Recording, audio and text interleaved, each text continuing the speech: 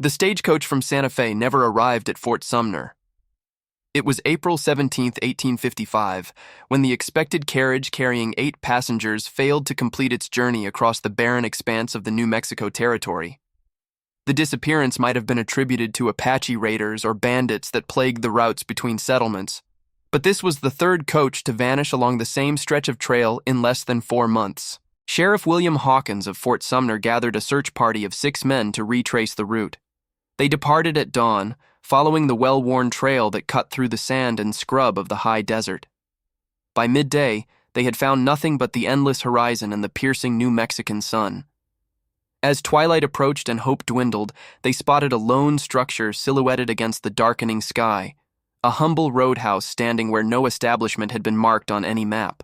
The wooden sign hanging above the door read "Eleanor's Rest" in crude hand-painted letters. A single lantern illuminated the front porch where a woman stood, her figure trim and delicate against the imposing vastness of the desert.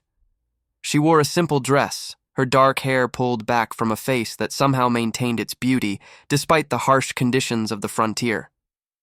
As the men approached, she smiled with surprising warmth.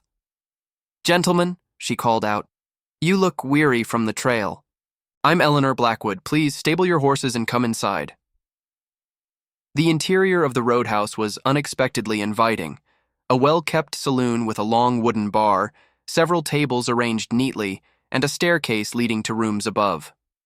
A large fireplace crackled with mesquite wood, filling the room with a sweet, smoky aroma that mingled with another scent, the unmistakable smell of cooking meat. "I've just prepared supper," Eleanor said, gesturing to a pot hanging over the kitchen fire. "Venison stew, fresh-baked bread, and whiskey to wash it down.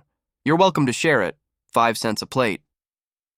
Sheriff Hawkins introduced himself and his men, explaining their search for the missing stagecoach.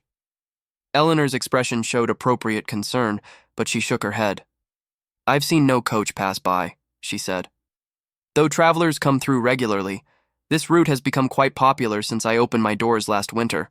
The men, hungry from their day's ride, eagerly accepted her offer of food.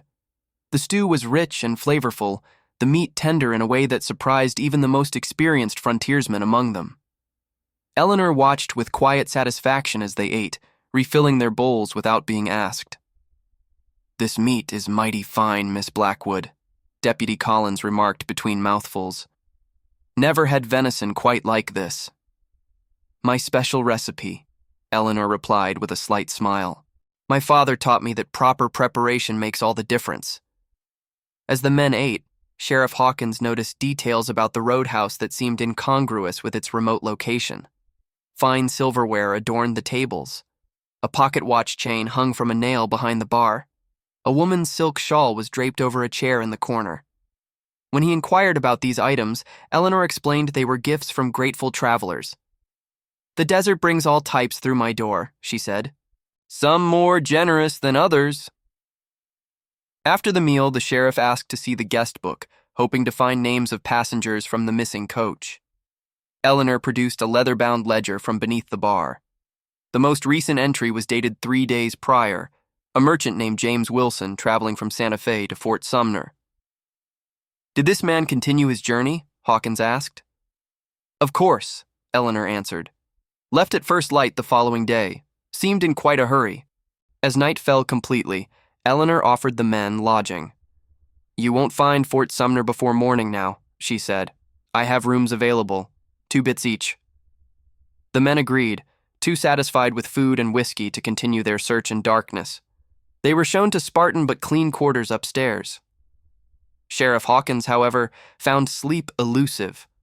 Something about Eleanor Blackwood and her isolated roadhouse nagged at him, a detail out of place that his mind couldn't quite grasp. Near midnight, he heard movement below. Quietly, he rose and crept to the staircase. From the shadows, he observed Eleanor moving between the bar and the kitchen, carrying something heavy wrapped in canvas. She disappeared through a back door, returning minutes later empty-handed. The sheriff retreated to his room, resolving to investigate further in the morning. Check if you're already subscribed to this channel. By subscribing, you'll never miss these historical tales of darkness that reveal the shadows lurking in America's past. Dawn arrived with pale light streaming through the small window of Sheriff Hawkins' room. The other men were already stirring, drawn downstairs by the aroma of coffee and frying bacon. Eleanor moved efficiently behind the bar, serving breakfast with the same quiet attentiveness she had shown the previous evening.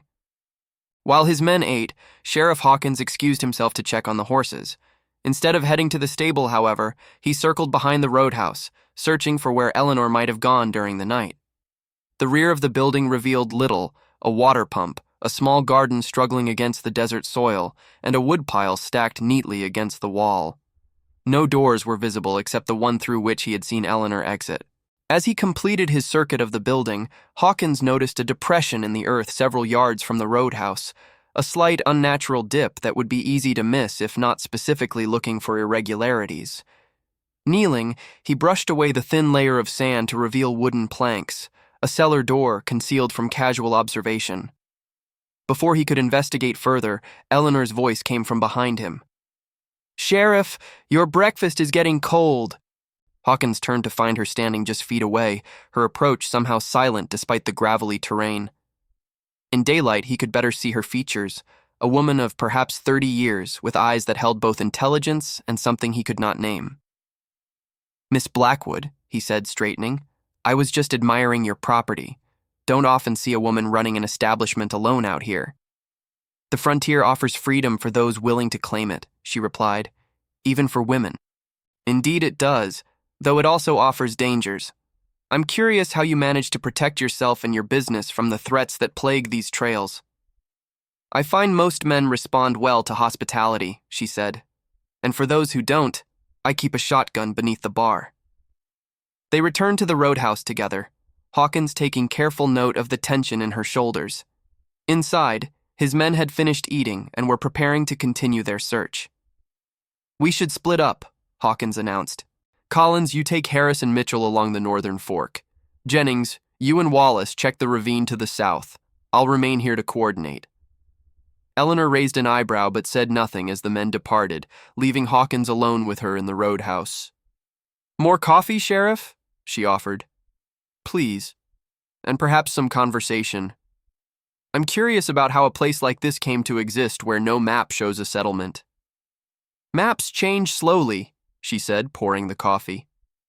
"People move quickly. My husband and I began building this place 2 years ago, intending it to serve the increasing traffic between Santa Fe and the Eastern Territories." "Your husband?" "Edward died last winter. Fever took him before the roadhouse was fully completed. I finished it myself and opened the doors in his memory." "I'm sorry for your loss," Hawkins said, noting the absence of any personal effects that might belong to a departed husband. "It must be difficult, managing alone." "Solitude suits me," Eleanor replied, "and as I said, travelers provide company enough." Their conversation was interrupted by the sound of approaching horses. Through the window, Hawkins saw 2 riders approaching, strangers, not his men. Eleanor immediately moved to the kitchen, checking her cooking pot. The newcomers were rough-looking men with the unmistakable appearance of cattle drovers. They entered with the confidence of those who had visited before, nodding to Eleanor with familiar recognition. "Miss Blackwood," the taller man said, "told Jenkins here about your cooking, been promising him a taste since Texas." "Gentlemen," she greeted them, "please sit. I've just prepared a fresh pot." As she served the men, Sheriff Hawkins observed the easy manner with which she interacted with them, a practiced hospitality that put her customers at immediate ease. The drovers ate hungrily, praising the meat with the same enthusiasm his own men had shown. When Eleanor disappeared into the kitchen to retrieve more bread, Hawkins approached their table. "Passing through to where?" he asked casually. "Heading to Santa Fe with a small herd," the taller man answered. "Stopping here's become something of a tradition. Best food between the Mississippi and California, if you ask me. Have you encountered any trouble on the trails? We're searching for a missing stagecoach." The drovers shook their heads, more interested in their food than conversation with a lawman. Hawkins returned to his seat, increasingly certain that answers to the stagecoach disappearance somehow connected to Eleanor Blackwood and her isolated roadhouse. When the drovers departed, leaving coins on the table and compliments for the cook, Hawkins decided to confront his suspicions directly. "Miss Blackwood, I need to look in your cellar." Eleanor froze momentarily, then resumed wiping down the bar. "I don't have a cellar, Sheriff. I saw the doors behind your property. A storage pit for preserving vegetables, nothing more." "Then you won't mind if I take a look." Their eyes met across the bar, his firm with authority, hers calculating, measuring. Finally, she nodded. "As you wish. Though I warn you, there's little to see beyond potatoes and preserves." She led him outside to the concealed doors, pulling back the wooden planks to reveal a set of earthen steps descending into darkness. The smell that emerged was not the expected mustiness of a root cellar, but something sharper, metallic. "After you," Hawkins said, his hand resting casually near his pistol. Eleanor descended and he followed, alert to any sudden movements. At the bottom of the stairs, she lit a lantern hanging from a beam, illuminating a space far larger than necessary for storing vegetables. The room stretched beyond the circle of light, the edges of the cellar remaining in shadow. "As you can see, Sheriff," Eleanor gestured to shelves containing jars and sacks. "My winter stores." But Hawkins's attention had fixed on something else. A butcher's table positioned in the center of the room, its surface stained dark despite evident scrubbing. Beside it stood a collection of knives, cleavers, and saws, meticulously arranged by size. And beyond, partially concealed in shadow, were items that didn't belong in any root cellar: trunks, valises, and personal effects that he immediately recognized as travelers' possessions. "What is this?" he demanded, though he already suspected the answer. Eleanor's expression changed, the hospitable mask slipping away to reveal something colder, more calculating.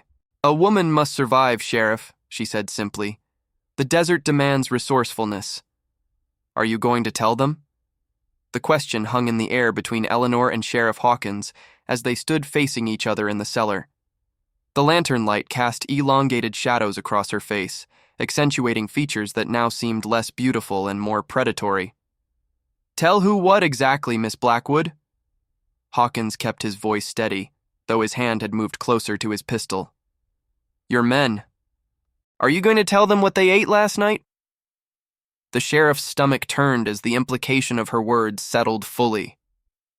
The stew, the unexpectedly tender meat that his men had consumed with such appreciation, it hadn't been venison at all. "How many?" he managed to ask. "How many travelers have you murdered?" Eleanor moved to one of the shelves, running her fingers along jars containing preserved fruits. The casual gesture contrasted grotesquely with the conversation's subject matter. "I don't keep count," she said. "The first was necessity. A man who thought a widow alone would welcome certain advances. When he became forceful, I defended myself. Afterward, I faced a practical problem. No one to help with burial, and the desert soil too hard for proper digging." She turned back to face him, her expression eerily serene. "Have you ever experienced true hunger, Sheriff? The kind that hollows you from within until you're nothing but an ache wrapped in skin? During that first winter after Edward died, game was scarce. Supplies dwindled. The man I killed had meat on his bones that would otherwise feed nothing but worms. If you've been commenting on this story all along, I'd like to hear what you thought about Eleanor's justification. Was it survival or something darker driving her actions? Leave your thoughts below." Hawkins fought to maintain his composure. "And the stagecoaches? The passengers? Were they all necessary too?" "Business evolved," Eleanor admitted with disturbing candor. "I discovered travelers carry valuables. Money, jewelry, clothing that can be resold. And they provide sustenance. The coaches are easy to divert with a simple distress signal. A woman alone, apparently in need of assistance. You're confessing to multiple murders." "I'm explaining survival on the frontier," she corrected. "Men like you enforce laws created in comfortable eastern cities. But here?" She gestured to the world above them. "The desert has its own laws. I merely adapted to them. By becoming a cannibal." Eleanor smiled thinly. An ugly word for a practical solution. Nothing is wasted. Meat preserves well in this dry climate when properly prepared. Valuables are traded in distant towns where questions aren't asked. The coaches themselves are dismantled for wood and metal, useful materials in a place where resources are scarce. Sheriff Hawkins began to move slowly around the perimeter of the cellar, taking in details he'd initially missed. A drainage channel cut into the dirt floor, metal hooks hanging from ceiling beams, a pile of clothing sorted by size and quality, and most disturbingly, human bones, cleaned of flesh, broken to extract marrow and stacked neatly in a corner. "Where are the remains from the recent stagecoach?" he asked. "The one that disappeared 3 days ago." "Various places," Eleanor said with unsettling detachment. "Some in the stew pot, some preserved for future meals, some buried where they'll never be found." She paused, studying him with clinical interest. "Your men enjoyed their dinner, didn't they? Not one complained or questioned the meat. That's the curious thing I've learned, Sheriff. Humans cannot recognize the taste of their own kind. They consume it with the same pleasure as any other meat." Hawkins felt bile rising in his throat but forced it down. He needed to remain clear-headed until his men returned. "And you've been doing this for how long?" "Since the second winter," she said. "At first it was only lone travelers who seemed unlikely to be missed. Then I realized the advantage of the stagecoaches, multiple victims at once, and the company simply assumes the entire coach was lost to Indians or bandits. They send searchers like you, but rarely this far off the established route. My roadhouse isn't on their maps. Yet here I am," Hawkins noted. "Yes," Eleanor acknowledged, her tone shifting. "An unfortunate miscalculation. The third coach disappearance was perhaps too soon after the others." The realization of his precarious position crystallized in Hawkins's mind. He was alone with a confessed murderer and cannibal, his men scattered across the desert, unlikely to return for hours. "What do you intend to do now?" he asked, calculating the distance to the stairs. Eleanor sighed, as if disappointed by a predictable turn in conversation. "I think you know, Sheriff. I can't allow you to leave with this knowledge. Your men, when they return, will join you, first as my guests, then as my provisions. The desert provides, in its own way." Her hand moved toward a shelf where a shotgun rested, previously unnoticed in the shadows. Hawkins drew his pistol in the same moment, the two of them frozen in a deadly tableau. "I wouldn't," he warned. "Even if you manage to kill me, you'll hang for your crimes." "Only if I'm caught," Eleanor replied, "and bodies disappear easily in the desert. No one will find you or your men. In time, Fort Sumner will send others to search for their missing sheriff, and the cycle will continue. The strong consume the weak. That's nature's truth, whether we acknowledge it or not." The tension between them stretched taut as a wire. Hawkins knew he couldn't afford to wait. Eleanor Blackwood had proven herself both calculating and utterly without moral constraint. If she reached the shotgun, his odds of survival would diminish drastically. "Put your hands where I can see them," he commanded. "You're under arrest for murder." Eleanor laughed, a sound devoid of humor. "There's no jail for hundreds of miles, Sheriff. No judge, no jury. Just you and me and the truth of what happens in places civilization hasn't truly reached." Her hand inched closer to the shotgun. Hawkins tightened his finger on the trigger. "Last warning," he said. Eleanor moved suddenly, lunging for the weapon. Hawkins fired, the sound deafening in the confined space. Eleanor staggered but didn't fall, her hand closing around the shotgun's stock. With strength that seemed impossible for her frame, she swung the weapon toward him. The second shot echoed through the cellar.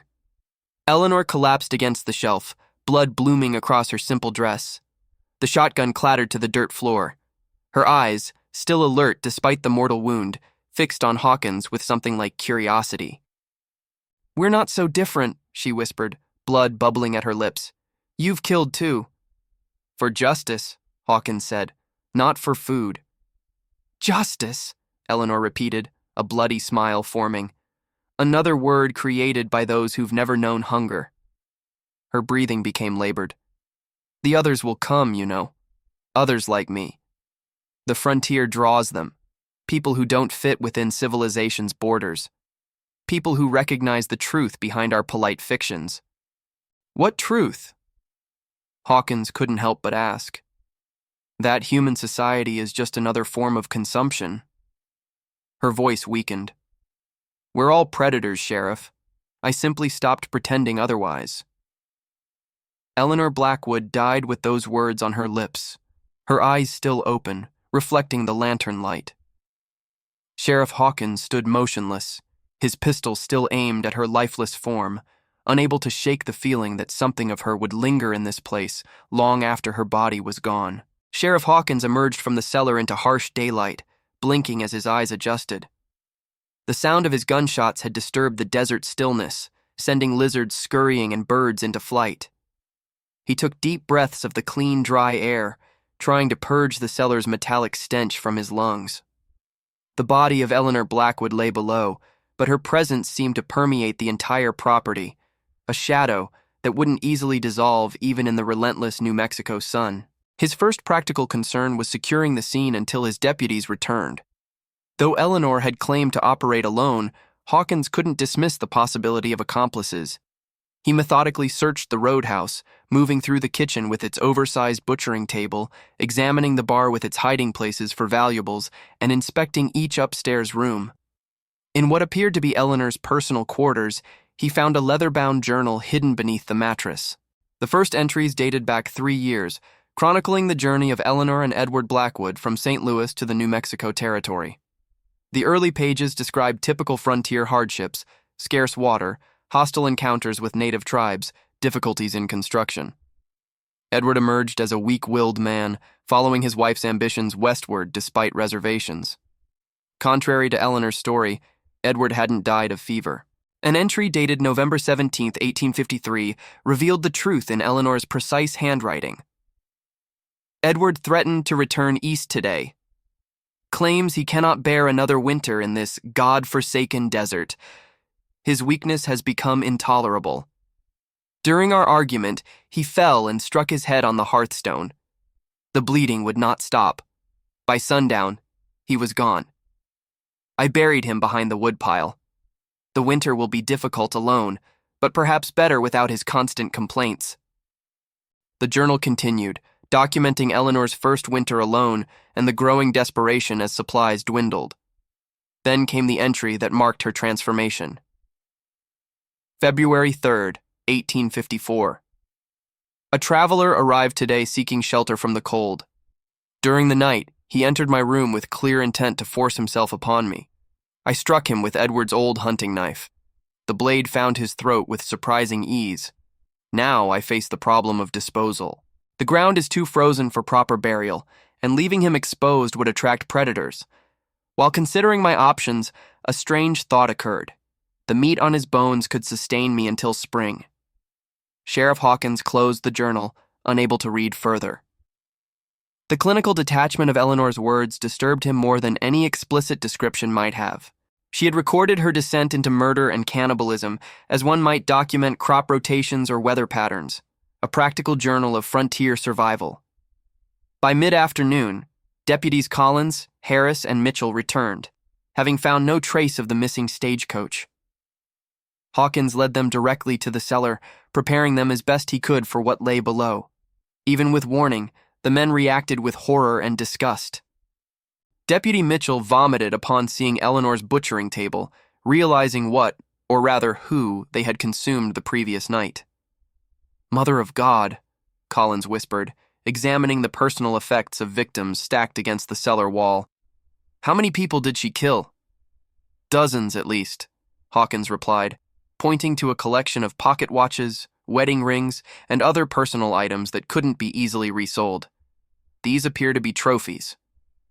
They spent hours cataloging the evidence. From the possessions, they identified at least 17 distinct victims, including passengers from the 3 missing stagecoaches. Many items belonged to people who had disappeared along the trail during the past year. Travelers reported missing, but presumed lost to the typical dangers of the frontier. The most disturbing discovery came when Deputy Harris examined the meat preservation area. Along with dried strips hanging from racks and portions preserved in salt were carefully labeled jars containing preserved organs and other human remains.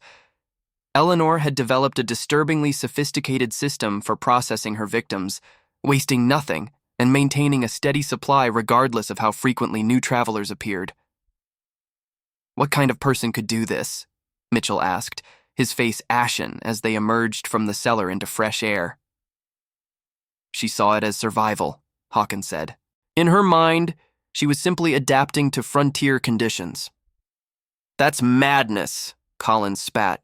"Even starving people don't turn to this." "Perhaps," Hawkins conceded, "or perhaps the frontier reveals what civilization conceals, the capacity for barbarism that exists in all of us when social constraints fall away."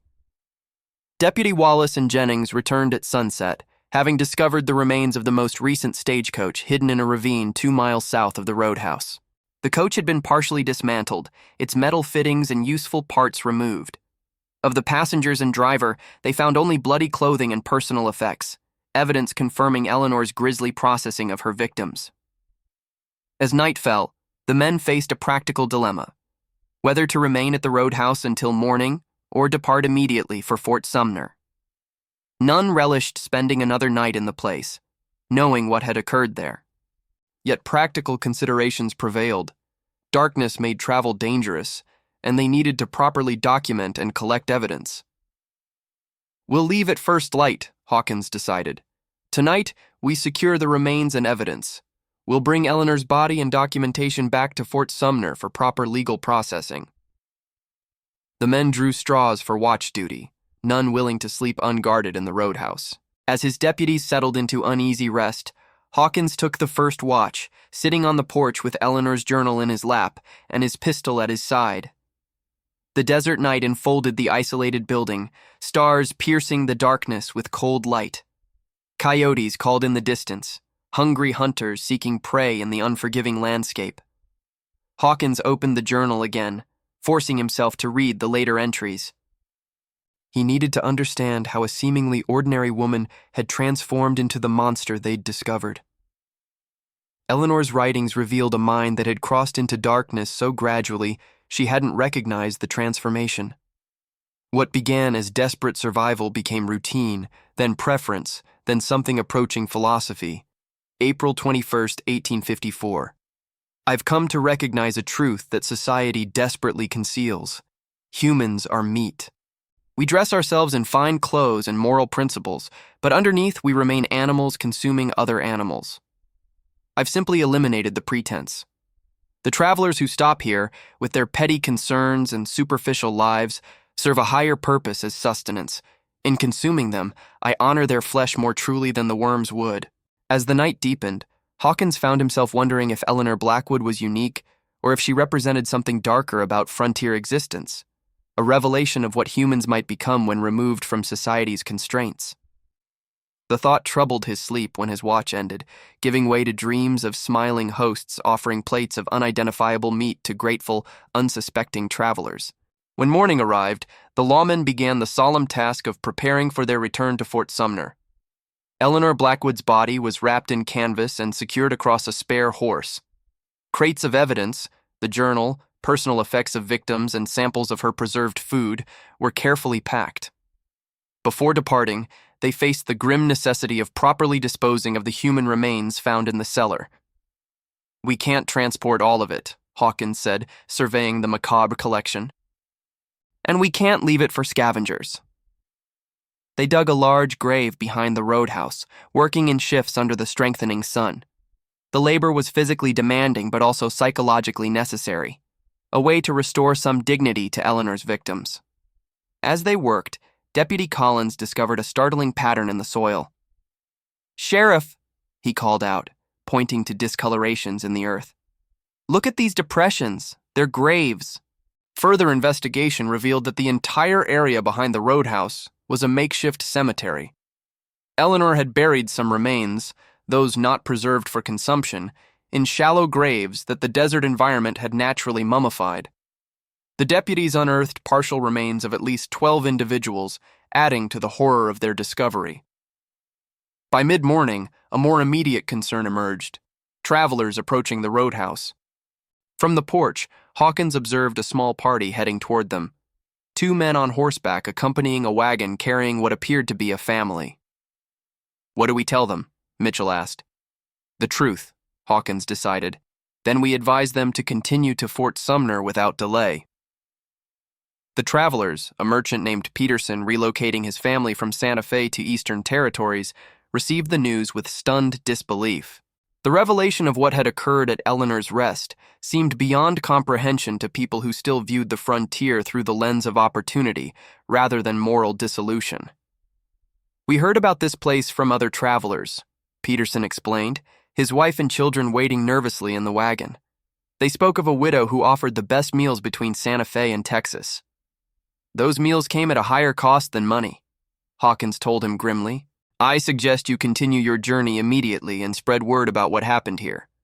The territorial governor will need to be informed so official warnings can be posted along these routes." As the Peterson family departed, visibly shaken by their narrow escape, Hawkins considered the implications of Eleanor's operation. How many travelers had innocently consumed human flesh at her table, continuing their journeys none the wiser?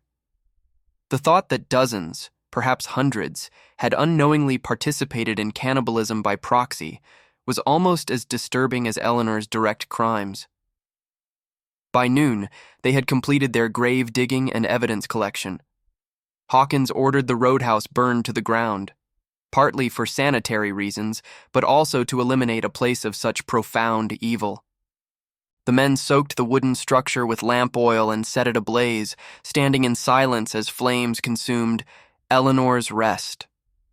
Black smoke rose into the clear blue sky, a signal visible for miles across the desert. "Will anyone believe this?" Wallace wondered aloud as they watched the fire. "It seems too monstrous to be real." "They'll believe the evidence," Hawkins said. "The bodies, the possessions, her own journal. What they'll struggle with is accepting that humans are capable of such things." The return journey to Fort Sumner took a full day, the men riding in unusual silence. The weight of their discovery seemed to physically slow their progress, as if Eleanor's darkness had attached itself to them and now dragged behind like a shadow. News of the cannibal widow of the desert trail spread rapidly once they reached civilization. A telegram was dispatched to the territorial governor, and within days, officials from Santa Fe arrived to formally document the case. The stagecoach company sent representatives to identify belongings of missing passengers and crew. Families of the disappeared traveled great distances to claim personal effects and find closure for loved ones lost on the frontier. The legal proceedings were brief but thorough. Though Eleanor Blackwood was already dead, executed by Sheriff Hawkins in self-defense, a formal inquest was conducted to create an official record. Testimony was taken, evidence presented, and a verdict rendered. Eleanor Blackwood had murdered at least 29 identified individuals, processing their bodies for consumption and profit. The case became notorious throughout the territories and beyond. Eastern newspapers published lurid accounts, often embellishing the already horrific details. The Desert Cannibal and Frontier Feast of Human Flesh appeared in bold headlines from New York to Chicago. Religious leaders cited Eleanor Blackwood as evidence of the moral corruption that threatened those who ventured too far from civilization's constraints. For Sheriff William Hawkins, the aftermath brought unexpected burdens. He found himself unable to eat meat of any kind, his stomach turning at the mere thought of Eleanor's stew. Sleep became elusive, haunted by images from the roadhouse cellar and questions about humanity that he had never before considered. During the formal inquest, he was asked repeatedly about Eleanor's demeanor, how a woman could commit such atrocities while maintaining the appearance of a gracious hostess.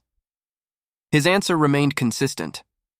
She didn't see her actions as evil. In her mind, she was simply surviving by the harsh rules of the frontier. The truly terrifying thing wasn't that she was a monster, but that she remained recognizably human while committing monstrous acts. 6 weeks after the discovery of Eleanor's Rest, an unexpected visitor arrived at the Fort Sumner Sheriff's Office, a well-dressed man who introduced himself as Thomas Blackwood, Eleanor's brother. "I've come from St. Louis," he explained, his refined manner contrasting sharply with the frontier setting. "To understand what happened to my sister." Hawkins studied the man, looking for any resemblance to Eleanor. He found it in the eyes, the same intelligent gaze, though without the predatory quality he had come to associate with her. Your sister became something beyond understanding, Hawkins told him. Her journal is in territorial custody if you wish to read her thoughts. But I warn you, what you'll find there may destroy whatever memory of her you cherish. Thomas Blackwood's expression remained composed. Eleanor was always different, he said carefully. Even as a child, she viewed the world through a lens of practical survival. Our parents found her concerning enough to keep her separated from younger siblings. When she married Edward, the family considered it a blessing. He would manage her tendencies, we thought. She killed him, Hawkins said bluntly. It's in the journal, the first of many. Thomas nodded, unsurprised. I feared as much when I received no correspondence after their first year here. Eleanor was never one to connect with others in normal ways. I should have warned Edward more explicitly. You knew she was capable of this? Hawkins felt anger rising. Not this specifically, Thomas clarified. But I knew she lacked whatever internal mechanism prevents most humans from viewing others as merely objects or resources. In St. Louis, surrounded by society and its structures, she maintained appearances. I feared the frontier would remove those constraints. Hawkins considered arresting Thomas Blackwood as an accessory, someone who had suspected his sister's dangerous nature, yet allowed her to venture into an environment where she could act without restraint. But no law existed to criminalize such moral negligence. What will you do now? He asked instead. Return to St. Louis, Thomas replied, and try to understand how my family produced both myself and Eleanor, two beings who shared blood, but apparently little else in terms of humanity. After Thomas Blackwood departed, Sheriff Hawkins walked to the small Fort Sumner cemetery, where the unidentified remains from Eleanor's property had been properly buried. A simple marker had been erected. Unknown travelers, victims of the desert trail, may they find peace. The territorial government had declared the site of Eleanor's rest prohibited from future development, the land to remain unmarked and unoccupied, a scar upon the landscape that would slowly fade back into desert. Standing before the grave, Hawkins contemplated the nature of evil. Was Eleanor Blackwood born without humanity's moral compass, or had the harsh frontier stripped away her civilized veneer to reveal a truth about human nature that society preferred to deny? The question haunted him more than the specific horrors he had witnessed. As the sun set over Fort Sumner, casting long shadows across the cemetery, Hawkins made a decision. He would resign his position as sheriff and return east. The frontier, with its promise of freedom and opportunity, had revealed itself as something darker to him, a testing ground where civilization's rules proved fragile, and the line between human and predator could blur until it disappeared entirely. 10 years passed. The New Mexico territory experienced the changes that inevitably accompany the march of civilization. More settlements, improved roads, regular mail service, and an expanded military presence. The route between Santa Fe and Fort Sumner, once isolated enough to conceal Eleanor Blackwood's roadhouse of horrors, now featured regular way stations and patrol checkpoints. William Hawkins, no longer a sheriff but a lawyer in St. Louis, received a letter in the summer of 1865. The envelope bore the territorial seal of New Mexico, and inside was a formal request from Governor Robert Mitchell. Your presence is requested regarding new developments in the Blackwood case. Evidence suggests her operation was not an isolated incident. Hawkins had tried to leave the desert and its darkness behind. After resigning his position, he had returned to his native Missouri, completed his legal education, and built a respectable practice focused on property law, orderly, predictable work that offered structure after the moral chaos of the frontier. Yet Eleanor Blackwood had never truly released him. Her final words, "Others will come." Others like me, occasionally surfaced in his thoughts, disturbing his carefully reconstructed life. The letter offered few details, merely stating that a pattern of disappearances along different territory routes suggested methodologies similar to those employed at Eleanor's rest. Against his better judgment, Hawkins found himself boarding a westbound train 3 days later. The territorial capital of Santa Fe had evolved since his departure, growing from a dusty frontier town into a more established government center. Governor Mitchell received him in an office that symbolized the territory's aspirations toward statehood, American flags flanking a large oak desk, maps of proposed development, and the trappings of formal governance. "Thank you for coming, Mr. Hawkins," the governor said, dispensing with preliminaries. "You're one of the few living people who witnessed Eleanor Blackwood's operation firsthand. We need that perspective." "What exactly has happened?" Hawkins asked. Governor Mitchell unfolded a map of the territory, indicating locations with small red marks. "In the past 18 months, we've documented 11 disappearances along these routes, travelers who set out from one settlement never reaching the next. Initial investigations suggested typical frontier hazards: bandits, hostile natives, environmental dangers." "Those are real risks," Hawkins noted. "Not everything is another Eleanor Blackwood." "True," the governor acknowledged. "But 3 weeks tentar novamente. Cá a história já tá grande, man, vamos começar a finalizar sem fazer isso. Bruscamnet New Mexico Territory, 1855 History, 10 resultados, New Mexico Tells, New Mexico History, History, Statehood, Nemart Museum. Org New Mexico Territory. Wikipedia, wikipedia.org. New Mexico's Journey from Colony to Statehood. Canyon Road. Arts, canyonroadarts.com. Map of Territories of New Mexico and Utah, 1855, UNLV Special Collections Portal, unlv.edu. Territorial Evolution of New Mexico. Wikipedia, wikipedia.org. Historical Maps of New Mexico, ua.edu, nm, newmexicosenate.gov. New Mexico Historical Timeline, 1536-1912. Genealogy blog, genealogyblog.com. Map of the Territory of New Mexico, compiled by BV II, Latidao Jano G. Parka, USTE, assisted by Mr. Richard H. Kern by order of BVT Koltsu Jano Monroe, USA Co-MDG. 9th Mill Deptiao drawn by R. H. Kern. Santa Fe, NM, 1851. Barry Lawrence Ruderman, Antique Maps Inc. Raremaps.com. 1855. Colton's Territories of New Mexico and Utah Map, Nevada State Museum, Las Vegas, nvmuseum.org. Let me finish the story for you without making it too abrupt. I'll complete Chapter 6 to bring the narrative to a satisfying conclusion. 10 years passed.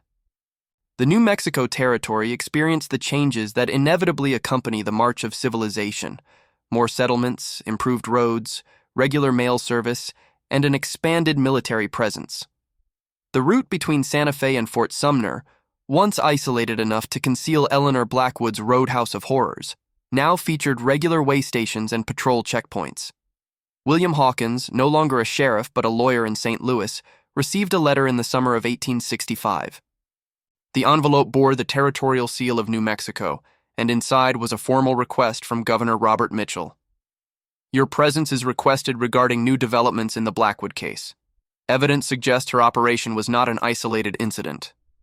Hawkins had tried to leave the desert and its darkness behind. After resigning his position, he had returned to his native Missouri, completed his legal education, and built a respectable practice. Yet Eleanor Blackwood had never truly released him. Her final words, "Others will come, others like me," occasionally surfaced in his thoughts, disturbing his carefully reconstructed life. Against his better judgment, Hawkins found himself boarding a westbound train 3 days later. The territorial capital of Santa Fe had evolved since his departure. Governor Mitchell received him in an office that symbolized the territory's aspirations toward statehood. "Thank you for coming, Mr. Hawkins," the governor said. "You're one of the few living people who witnessed Eleanor Blackwood's operation firsthand. We need that perspective." "What exactly has happened?" Hawkins asked. Governor Mitchell unfolded a map of the territory, indicating locations with small red marks. "In the past 18 months, we've documented 11 disappearances along these routes. Travelers who set out from one settlement never reaching the next. Those are real risks on the frontier," Hawkins noted. "Not everything is another Eleanor Blackwood." "True," the governor acknowledged. "But 3 weeks ago, a cavalry patrol discovered this. He handed Hawkins a sketch of a small roadhouse standing alone on the trail between Tucson and the mining settlements to the north. The proprietor was a man named Thomas Blackwood. Hawkins felt the blood drain from his face. Eleanor's brother. The very same. When questioned about missing travelers, he fled. The patrol searched the property and found... The governor hesitated. Well, they found a cellar much like the one you described at Eleanor's Rest. Did they capture him? Hawkins asked. No, he disappeared into Apache territory. But we found this. The governor produced a leather-bound journal similar to Eleanor's. It mentions you specifically. It seems the Blackwood family harbors a particular interest in your continued existence. Hawkins spent the next 2 weeks assisting territorial authorities in their investigation. The similarities between the operations were undeniable. A remote location, the processing of human remains, the collection of valuables. But Thomas Blackwood had refined his sister's methods, targeting specifically wealthy travelers identified through careful observation at Tucson hotels. As the investigation concluded, Hawkins stood at the site where Thomas Blackwood's roadhouse had stood before being burned to the ground by territorial authorities. The desert stretched endlessly around him, beautiful and terrible in its vastness. In the distance, dust marked the passage of a stagecoach, travelers moving confidently through what they perceived as a tamed frontier. Will they find him? Asked the young territorial marshal who had accompanied Hawkins. Perhaps, Hawkins replied, but even if they do, it won't end here. What do you mean? The frontier doesn't create monsters, Hawkins said, recalling Eleanor's words. It merely provides space for what already exists inside some people to emerge without constraint. As long as there are places beyond society's watch, there will be those who exploit that freedom for darkness rather than opportunity. The marshal frowned. That's a grim assessment. Not entirely, Hawkins said, because for every Eleanor or Thomas Blackwood, there are hundreds who come to these territories seeking honest lives. The true legacy of the frontier isn't its monsters, but its heroes, people who maintain their humanity despite the temptation to abandon it. As they mounted their horses to return to Santa Fe, Hawkins took one last look at the charred remains of the roadhouse. The wind had already begun to scour away the evidence of human presence, reclaiming the site for the desert. Soon there would be nothing to mark what had happened here, just as Eleanor's Rest had faded back into the landscape, leaving behind only stories that travelers would tell in hushed voices around campfires. The desert keeps its secrets, Hawkins murmured, but we keep our vigilance. In the years that followed, William Hawkins would return to New Mexico periodically, working with territorial officials to establish a more comprehensive network of lawmen and communication between settlements. The Blackwood siblings became part of frontier legend, cautionary tales told to remind travelers to be wary of too convenient hospitality in remote locations. Thomas Blackwood was never found, though stories occasionally surfaced of a well-spoken man operating establishments at the edges of civilization, always moving on before authorities could investigate. Whether these were true accounts or merely the elaboration of myth was impossible to determine. The frontier, after all, had always been a place where reality and legend intertwined. On his final visit to New Mexico in 1882, now an elderly man, Hawkins stood at the site where Eleanor's Rest had once stood. No trace remained, not a foundation stone, not a shard of glass, nothing to indicate that 27 people had met their end at this spot. The stagecoach road had long since been replaced by the railroad, and settlements had grown where once only isolated way stations had existed. As Hawkins prepared to depart, a young reporter from the Santa Fe newspaper approached him, notebook in hand. "Mr. Hawkins, is it true that you're the lawman who discovered the cannibal widow of 1855? Would you share your recollections for our readers?" Hawkins considered the young man, then looked out at the desert that had shaped so much of his life. "Some stories aren't meant to be celebrated," he said finally. "Record instead that the New Mexico territory overcame its darkest chapter through the courage of ordinary people who chose to build rather than destroy. That's the legacy worth remembering." That evening, as his train pulled away from Santa Fe for the last time, Hawkins watched the sunset paint the desert in shades of blood and gold. The story of Eleanor Blackwood would eventually fade from public memory, preserved only in territorial archives and the nightmares of those who had encountered her. But the lessons of vigilance, community, and moral choice would remain embedded in the developing character of the territory as it moved towards statehood. The frontier had revealed both the darkest and noblest aspects of human nature. In the end, Hawkins took comfort in knowing that civilization had prevailed not through force, but through the collective decision of countless individuals to maintain their humanity, even when circumstances offered the temptation to abandon it. If you've watched this far, it's because you liked this story. Leave a comment saying, "I've watched this far," so I can get to know you and see who really enjoys the stories here on the channel. Don't forget to subscribe to never miss these historical tales that reveal America's darkest secrets. And like and share this video with anyone who appreciates true historical horror.